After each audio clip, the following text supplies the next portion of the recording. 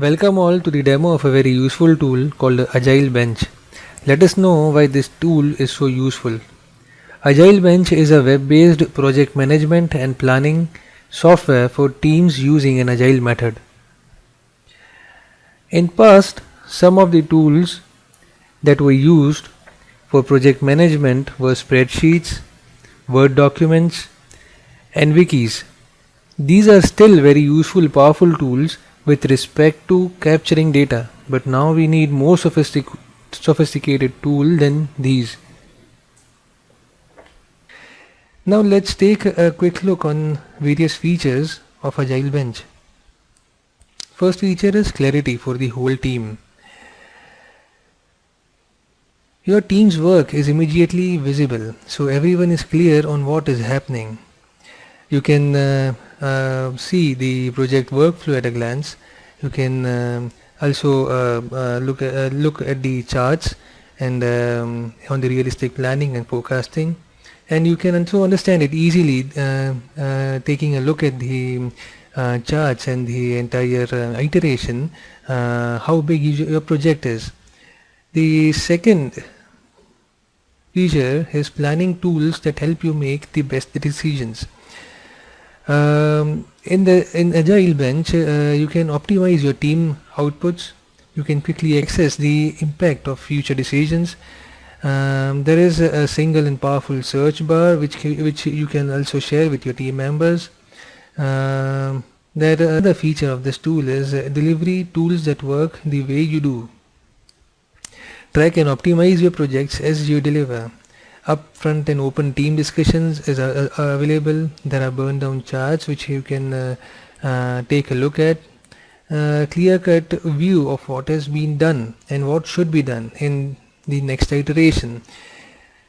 Other beautiful feature of this product is it is solid, safe and secure. It is a web-based application and uses HTTPS protocol. Another good feature of Agilebench is that it is hosted with Rackspace in Chicago, US, and there is a world-class hosting provider with SAS 70 Type 2 compliance. Next feature is it integrates with your tool like GitHub and Bitbucket. Now let us start the demo of Agilebench. Open your web browser and go to agilebench.com.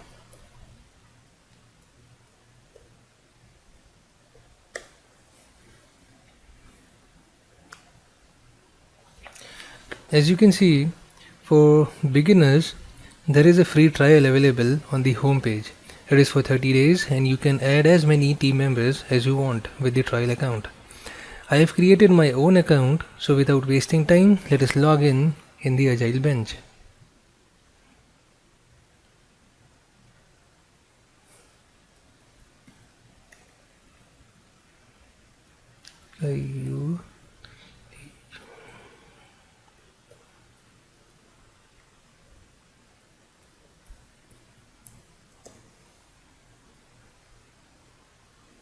Yeah, okay, so now it is loaded.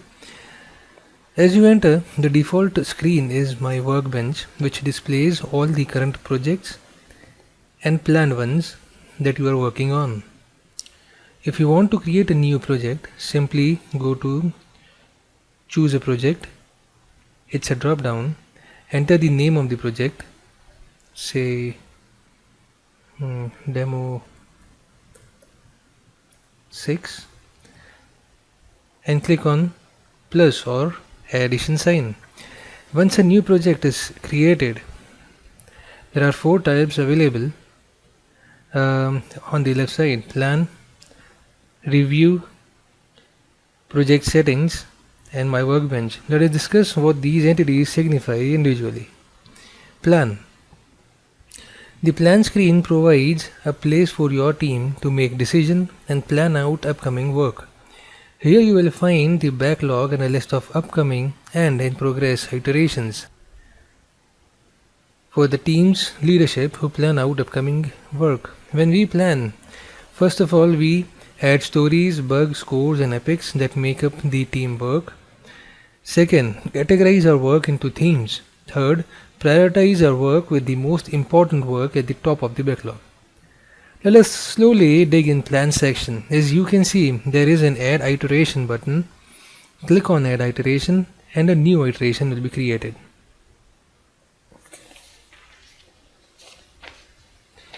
You can change the title of the iteration by clicking on edit button. Start date can be changed. If you want any future date or any past date, you can change the start date, but the days of iteration will be fixed, that is 7 days, which is the minimum days in iteration. Now once an iteration is created, you can add stories to it simply by clicking on add story. Enter description, let us say story _1.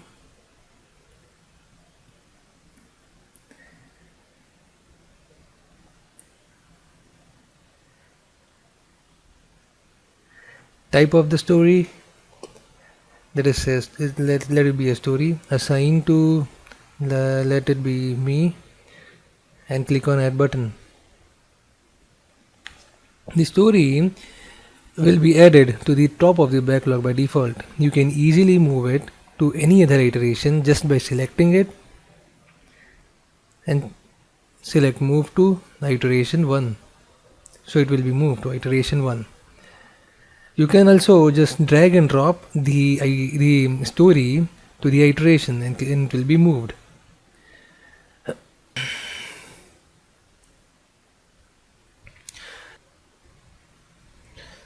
Now let's discuss some matrices on plan page. There are 5 values here. Let us discuss each one by one. First is points. Points is the sum of the estimate points in each user story from all iterations. For example, here there are 2 iterations. In the first iteration, the estimate point is 13, and in the second iteration, the estimate point is 5. So points will reflect the addition of all the estimate points from all stories. So it counts to 18. Second is bus value. Bus value is the sum of business value points for all stories in all the iterations. For example, here this is the bus value. For first story, bus value is 30, and for another story, bus value is 20. So it adds up and is reflected in bus value as 50. Stories are the total number of stories in every iteration in a project. There are 2 stories, so it will reflect 2. Velocity is set to 10. Velocity is set to 10 by default and is fixed. It signifies the speed with which we can complete a given task. For example, as you can see, there are 2 stories in iteration 1, and on the right side corner there is a downside red triangle. It defines our chances of completing the task on time based on the velocity of the project. As of now, it says chances are unlikely for it to be completed. Let us move it to the next iteration.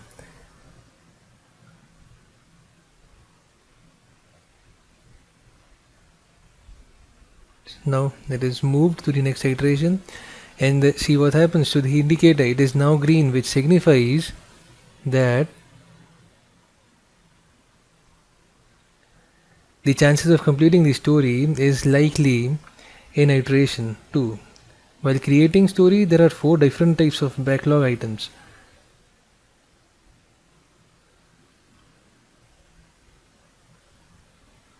These are the type of stories you can capture.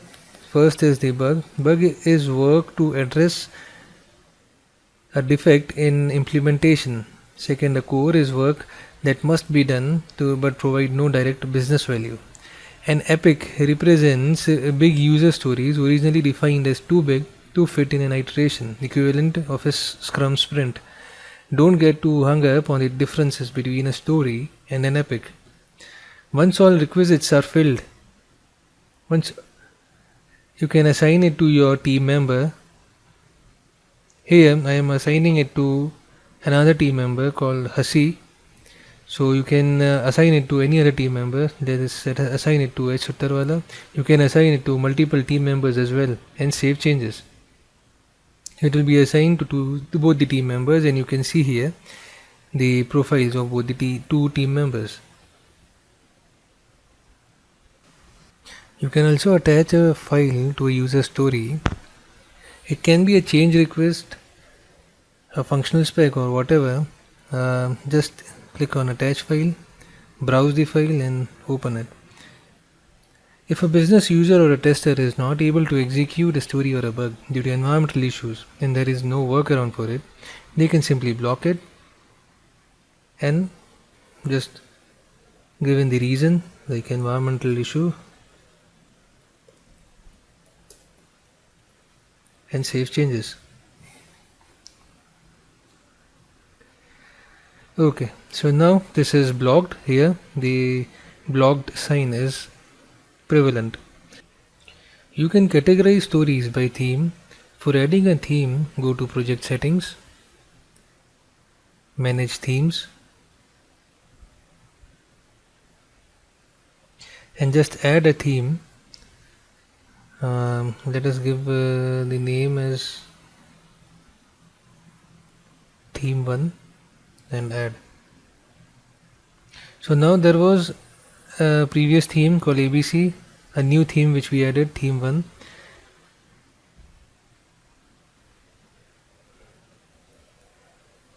This theme will reflect on all stories. Theme drop down. So now if we see it in the theme drop down, theme 1 will be reflected, ABC is also reflected. Purpose of doing is that, for example, there are 5 web pages on your application and user or a tester or a developer adds a story. Then if there are 5 themes added, one for each page, then those stories can be quickly identified as to what theme they belong to. Now let's move on to the next step, which is deliver. Deliver screen visualizes the current iterations work on a story wall. That is where the development team spends the majority of the time. The story wall lets us move stories between workflow states like from to do to in progress or to done. It also has a burn down chart so you can see how much work is completed on each day of your iteration. So now there are 2 user stories here, and you can see the initial velocity and the expected velocity, which is here. So through the burn down charts you can estimate how far your project is working and how it is performing. Going further to the next tab, which is review. Review screen displays the completed iterations and all of the work that made up those stories. The review screen also allows a velocity chart with past iterations, expected and actual velocity. This is the achieved velocity and this is the expected velocity. As you can see the user stories with velocity chart on project activity wall, you can see the entire history of a project and iterations. So go to project activity and all the history of your project will be displayed. Moving to project settings. In project settings you can modify the project variables like name, iteration length, iteration start day, seed velocity and confidence tolerance. You can manage your team by adding or deleting team members to the project. Just write down the email address of the team member. This is the team member and send invite. So an invitation, that is a mail, will be sent to this email ID for notifying that this member has been added to this project. We have discussed manage themes earlier. Let's move on to configure workflow. Configure workflow allows you to define your own states while dealing with stories. By default there are 3 states: to do, in progress and done. You can add as many states as you want. For example, let's add a new workflow state. Let's name it deployment pending. So this state will be added. Save the workflow. So as you can see, the deployment pending state has been successfully added.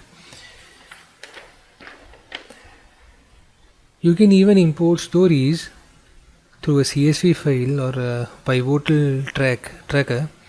Just download our template, fill in the required fields. Here is the template. Fill in the required fields and upload the .csv file from here. It is so easy. Export functionality allows you to export the entire project in a .csv file, which you can save in your local disk and send it across the stakeholders. Let us integrate Agilebench with GitHub. First log into your Agilebench account and GitHub.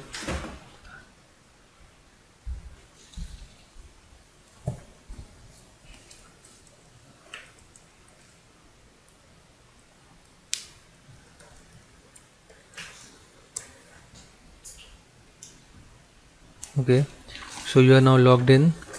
Now in GitHub, create a new repository. Here is the new repository button. Create a new repository. Just give in the name of the repository. For example, GitHub 2,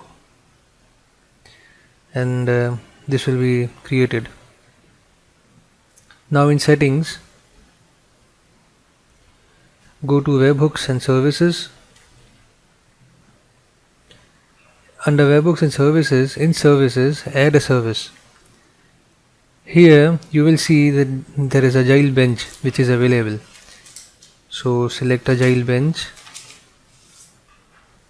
Now it is asking for a token and a project number. You can get the token from your personal settings in API tab. This long string is your token number. Just paste it over there. Now what is project? Project is the project number. Now as you can see in the URL, account/3783 number workbench. Now this 3783 is your project number. Just copy it.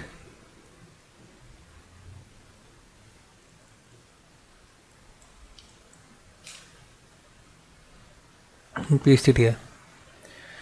Now click on add service. So Agilebench service has been added to your GitHub. This way you can integrate Agilebench with GitHub. Moving further into Agilebench APIs, you can view all the APIs from personal settings API tab. Here API with thorough documentation.